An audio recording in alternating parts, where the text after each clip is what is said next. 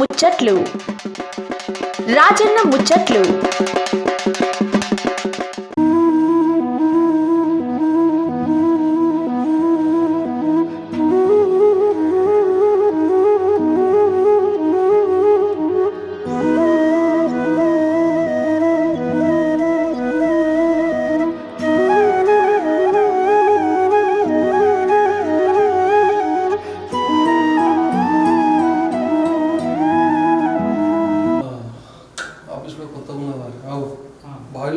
బడిగల్లాగా మంచిగా ఉన్నది తమాషా. జిమ్ చేస్తావా? బంగారం బంగారం ఉన్నారు వాళ్ళ చెక్కు పట్టున్నారు.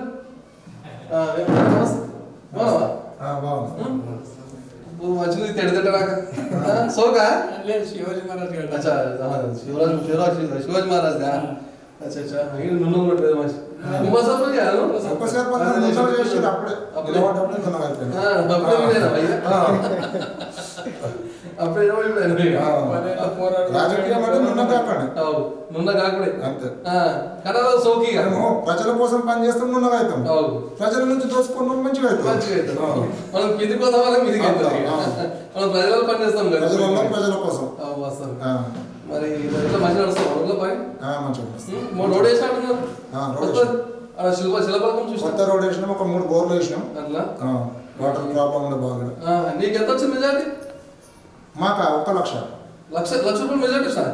ఒక్క ఓటు అంటే 1 లక్ష. సర్పంచ్ అంటే నీకు వార్డు వరకు నాకు 22 ఓట్ల. ఇక సర్పంచ్ మాట్లాడతాం. ఓకే వేస్తాం. చిన్న గుడ్డ చిన్న పిల్లలది ఏమంటారు చూడు ఇట్లా పెడితే కానీ ఉప్పల అనిల్ సర్పంచ్ రాదన్న ఎక్కడ ఉంటారు కదా చూసేదిగా పోలేదుగా రామపల్లి కొత్త ఉన్నది బాగా రోడ్లు గిళ్ళు జబర్దస్త్ ఉన్నాయి. గుడి అంబేద్కర్ గుడి ఏమంటారు అంబేద్కర్ భవన్ విగ్రహం అన్నీ చూసుకుని వచ్చినాం కదా. ఇప్పుడు భానపురం వచ్చి నారాయణ డివిజన్ నారాయణ మండలం సంగారెడ్డి జిల్లా.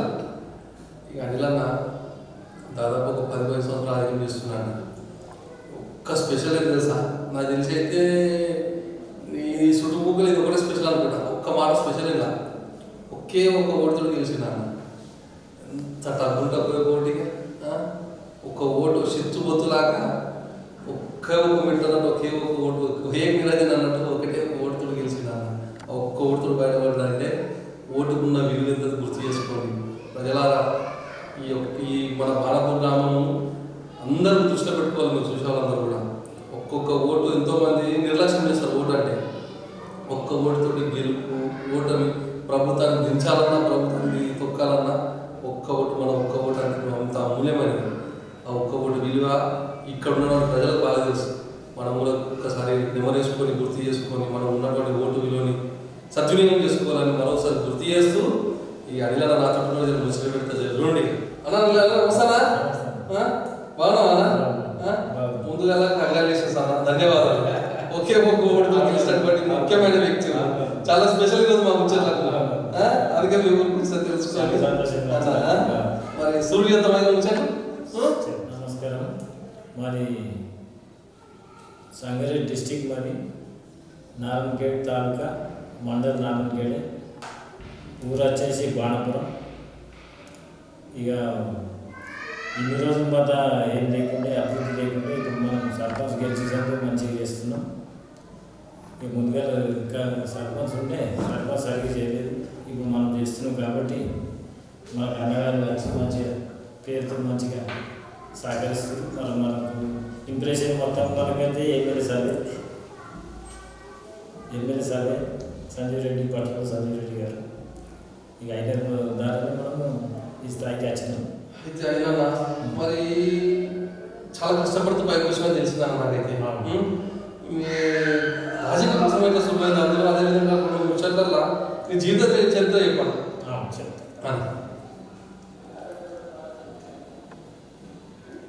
మన పుట్టి నుంచి కాంగ్రెస్ ఏమో 9 కాంగ్రెస్ చేసి గత ఎన్నికల్లో నేను వార్డు నెంబర్ చేసిన. అప్పుడు ఓడిపోయినా. ఓడిపోతే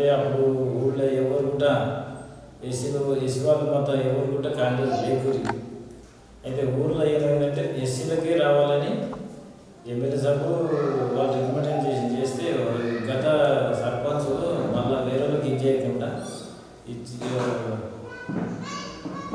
క్యాస్ట్ లెక్కలు లేక చేస్తే ఎస్సీలకు చేసినమాట. ఎస్సీలకు చేస్తే ఎస్సీలకు చేసినందుకు మనకు సార్లు ఏమన్నా అంటే ఎవ్వరు లేరు. అప్పుడు వాళ్ళే మనకు పోటీ చేసాము కదా ఎమ్మెల్యే సార్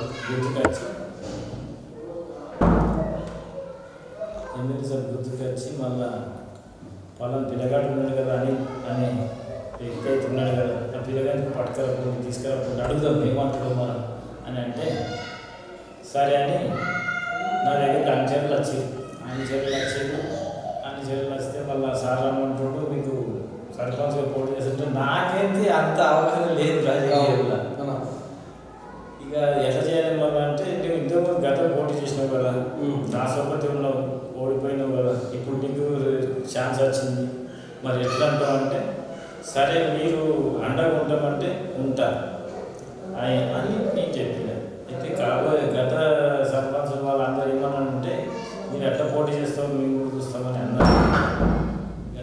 ఎట్లా పోటీ చేస్తామని అంటే నేనేమన్నా అంటే నాకైతే ఏదైనా సరే సార్ ఇన్ఫర్మేషన్ ఎమ్మెల్యే సార్ చెప్పిండు, ఎవరు చెప్పినా నాకు ఒప్పందం లేదు, నేను ఉంటా కంపల్సరీ. కానీ గత అపోజిషన్ ఉన్న వాళ్ళకి ధైర్యాన్ని ఇచ్చిన నేను ధైర్యాన్ని ఇస్తే సరే మంచిది ఉంటే ఉండు కానీ గట్టిగా ఉండు అని చెప్తే సరే గట్టిగా ఉంటా సార్ అని చెప్పి నీ పానం పైకి వేస్తే ఎట్లా చేస్తావు మరి పానం పైకి వేస్తే అంటే ఎట్లా వచ్చినా సరే పానం పోయినా సరే అని నేను నిలబడ్డందుకు జనాలు మంచిగా సహకరించి ఇక అది అంత జిద్దు పడక కోరితో వచ్చింది.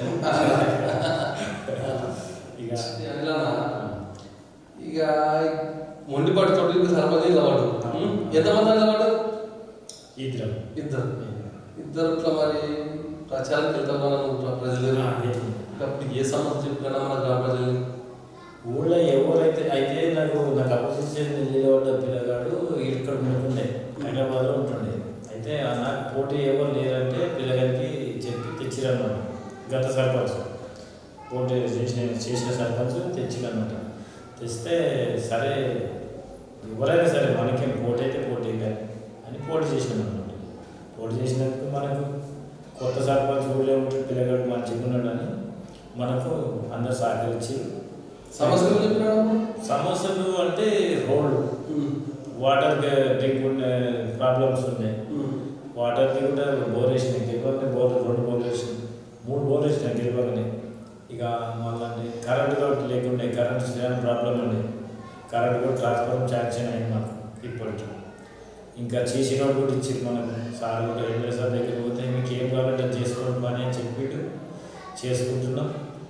ఈ ఊరికి మంచిగా చేసుకుంటున్నాం. అది మళ్ళా సింగల్ వేస్తామంటే నేను ఇంకా 12 చేయించిన. ఇంకా సార్ ఏమంటుందంటే మంచిగా చేసుకుంటున్నాం, పనికి చేసుకుంటే మంచిగా ఉంటుంది, మరి చేసుకోండి అని చెప్పిండు సార్ కూడా. ఇంకా కావాలి సార్ నాకు ఇంకా కొద్దిగా కావాలి సార్ అని చెప్పిన. ఇంకొక 15 లక్షల వరకు ఇస్తాను సార్. ఒక అందరికీ సంతోషమైంది. మొత్తం ఎంతమంది వాడు మెంబర్లు? 8 మంది.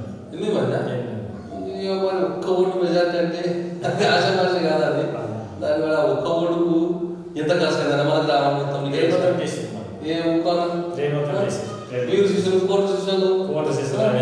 మనకు గత పాలికల ముందు మనకు వాళ్ళే రాత్రి పగలు కష్టపడి వాళ్ళే మనకి చేసి పురాతన విద్యనే అట్లా ఎంత మొత్తం ఎంత మన దగ్గర 500 ఉంటుంది. పోలింగ్ మంచిగా మంచిగా ఉప సర్పంచులు మీ అందరూ కలిసి చేస్తారు. కలిసి చేసుకుంటాం. మరి గెలిచిన ఒక్కటైనా ఉంటాను గెలిపే చాలా పెద్ద గెలుపు మీది. మరి గెలిచినాక ఎటువంటి కార్యక్రమాలు చేసినామన్న గ్రామంలో ఫస్ట్ అంటే నేను గెలవగానే ఏం చేయాలనుకున్నంటే ఒకటి ఇక్కడ రోడ్డు ఉండే మాకు పానది ఉండే, గవర్నమెంట్ పానది ఉండే. శివకట్ట నుంచి అక్కడ పొలాల్లో తీయడానికి చాలా ఇబ్బంది పడబట్టారు. అది చూసినప్పుడు చాలా బాగా అనిపించింది. ఇక గెలవాలని ఫస్ట్ అదే పని చేసిన. 2 జేసీబీలు పెట్టి మట్టి పోసిన, కాలువ మంచి చేతిలో కాలు ఉండే, అది మట్టి పోసిన కిలోమీటర్లనే వచ్చింది మొత్తంలో. ఇక చేతుల కాడ సరైన వాళ్ళు ఎవరైతే తిప్పలు పడతారో వాళ్ళే కిరాయిలు కట్టుకుని వాళ్ళు చేసి వాళ్ళే నేను ముందు చేసిన. రోడ్ ఇయ్యమంటే నేను ఒప్పించి కాలు ఒకరికి పోయినాయి కదా, కానీ ఎవరికి ఇక్కడ మన బీరపుల గుడి ఉండే గుడి జాగుండే ఆయన ప్లాట్ చేసి అమ్ముకున్నాడు. పాత జాగుండే ఒక యాప చెట్టు ఉండే, యాప చెట్టు కట్ట జెండా కట్టి మేము సర్పంచుకున్నాం. గత సర్పంచుల హయాంలో వాళ్ళు ఏమన్నారంటే జాగపోతే మాకు పైసలు పోతే అప్పుడు మేము ఇయ్యమని అంటే జెండా పాతి అట్లనే బూనలు కట్టమని బూనలు పెట్టి దాని మీద రంగు చల్లితే అది అట్లా నుండి ఎవరు కొనలేదు. అయితే గెలవాలని ఫస్ట్ మొదలు పెట్టింది బీరపుల గుడి. నేను మొదలు పెట్టి వాళ్ళకు ఒప్పందం చేసి 60 గజాలు ఇస్తామన్నారు. వాళ్ళ ల్యాండ్ 60 గజాలు అంటే 200 గజాలు ఇవ్వలేని అన్న. ఇక వాళ్ళు ఇవ్వలేరు. ఇవ్వకపోయేసరికి సార్ దగ్గరికి కేసులు పెడితే నేనేమన్నంటే ఒక 5 ఎకరాల వరకు అమ్ముకున్నారు. మా గ్రామ పంచాయతీకి మీరు ఏమి ఇవ్వలేరు, మరి ఇవ్వండి. మా గ్రామ పంచాయతీకి ఏమి ఇచ్చింది, మీరు ఊరికైనా మంచి కావాలి, ఒక స్కూల్కి కావాలి, ఒక గుడైనా కానీ ఉండాలి, మీకు ఇబ్బంది ఏమవుతుంది అంటే మీరు ఎట్లయినా సరే నాకు అమౌంట్ ఇవ్వలే గుడి చేయాలి సర్పంచం అని అంటే వాళ్ళకి ఏమన్నంటే ఊరు మంది తరపున నేను కారణం చెప్పిన వాళ్ళు సరే అన్నారు. ఇక మళ్ళీ నేనేమన్నంటే ఏమన్నా ఇప్పిద్దాం వాళ్ళ దగ్గర పైసలు ఎవరి దగ్గర ఇప్పారు, ఎవరు ఇయ్యారు, మీరే మాకు ఇవ్వాలి, ఇంకా గ్రామ పంచాయతీ ఇవ్వాలి, గుడికి ఇవ్వాలి, మీరు ప్లాట్ చేసి అమ్ముకోవాలి, గుడ్డలు వేయలేదు, అది ఒక మ్యాప్ లేదు, ప్లాన్ లేదు, ఏం లేదు. ఇక దానికి చేసిస్తాను, నేను ఒప్పించిన జనాలకు కూడా మంచి కడిగి పాటిస్తా, మీకు మీ జాగ్రత్త చూపిస్తాను చెప్పిన. ఇక అందుకే సైలెంట్ అయిపోయింది. ఈ గుడి అయితే స్లాబ్ పడ్డది, గుడి కొత్త సంవత్సరంలో తయారవుతున్నది అనుకుంటా. 20 సంవత్సరాల నుంచి జాగ్రత్త కాడికే పోలేదు అనుకుంటా. ఈ ఊరు జనాలకు మంచిగా కృషి సంతోషపడ్డారు. ఇక ఇప్పటికైతే మంచిగా చేసుకున్నాం. సీసీ రోడ్ వేసినాం, మళ్ళీ సీసీ రోడ్డు మళ్ళీ డ్రైనేజ్ చేస్తున్నాం. మళ్ళీ ఇంకా సాయం మా ఎమ్మెల్యే గారికి ఇంకా ఏదైనా కూడా మాకు వెనక కాడు మాకు ఇస్తాడు. ఇక సీఎం రేవంత్ రెడ్డి కూడా ఏదైనా సరే పని అడిగితే కాల్ చేయకుండా చెప్పిండు ఇది చేసుకుంటున్నాం. ఇక ఒకరి తర్వాత ఒకటి చేసుకుంటామని చేసుకుంటున్నాం. ఇప్పటికైతే మనకైతే కాంగ్రెస్ ప్రభుత్వం అయితే మంచిగా చేస్తాం. సొంత డబ్బుతో మన కార్యక్రమం చేస్తాం సార్ చేస్తాం. అయితే సొంత డబ్బులు అంటే ఎవరైనా చనిపోతే వాళ్ళకు మనిషికి 100-200 ఉన్న జనాలతో మన దగ్గర ఉన్న జనాలతో జమ చేస్తాం. ఎంతమంది ఉంటే 10 మంది ఉంటే 2,000-3,000 జమ అవుతుంది.